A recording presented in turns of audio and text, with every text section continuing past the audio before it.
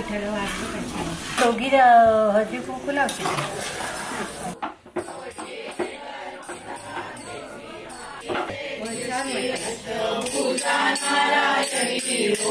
सह्याद्री पर्वती पायी